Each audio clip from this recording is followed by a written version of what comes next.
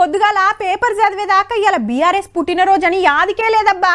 How మళ్ళా ఇన్నొద్దులంటే ఓ నెల రోజుల ముందు సందే అట్లా చేస్తారట, ఇట్లా చేస్తారట, అది మాట్లాడతారట, ఇది మాట్లాడతారట, మటన్ గంత తెస్తురట, చికెన్ గింత తెస్తురట అని ఎన్నో ముచ్చట్లుంటుండే. మరి 10 ఏళ్ళు 17 పండుగ లెక్కనే వేసినోళ్ళు అధికారం పోగానే ఏదో చేసినామా అంటే చేసినామన్నట్టే వేసిండ్రుల్లా.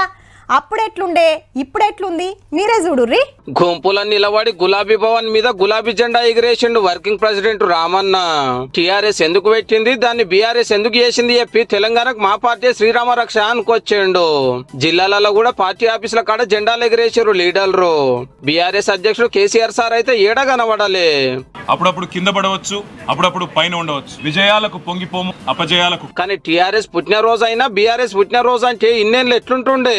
నెల రోజుల ముందు సందే ప్లాన్లు, ఆఫీస్ ముంగట పెద్ద పెద్ద కటౌట్లు, బ్యానర్లు, ఫ్లెక్సీలు, పటాకుల మూతలు, బ్యాండ్ సప్పుళ్ళు, కొత్త కొత్త పాటలు, ఎగురుడు, దొంకుడు, కేకులు కట్టింగులు. ఓ జోరుంటుండే. సిటీ అంతా సింగారించేటోళ్ళు గులాబీ తోరణాలతోటి.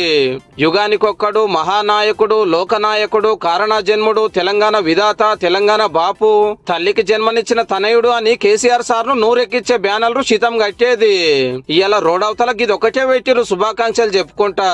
ప్లీనరీలని, ఆవిర్భావ సభలని, పేద మీటింగులు పెట్టి అందరిని పిలుచుకొని పొద్దుందాకా స్పీచ్లు దంచేటోళ్ళు.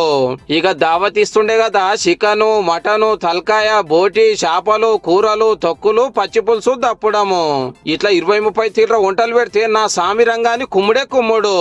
ఇప్పుడు ఈ ఆటలు కోసి దావత్ ఇచ్చుడేమో గాని మిఠాయి ముక్క వంచి తొట్టు. పార్టీ బర్త్డే నాడు కేసీఆర్ సార్ వస్తుండే, ఉన్న లీడర్లు అంతా ఈడనే ఉంటుండే. ఇయ్యాలనేమో గిట్లున్నది పరిస్థితి. 24 ఏళ్ల పార్టీ, 10 ఏళ్లు పవర్లున్న పార్టీలా ఒక్క ఓటమితోటి గిది పరిస్థితి. అప్పుడు ఎట్లుంటుండే బీఆర్ఎస్ పుట్టినరోజు పండుగ, ఇప్పుడు గిట్లున్నది బీఆర్ఎస్ పుట్టినరోజు పండుగ.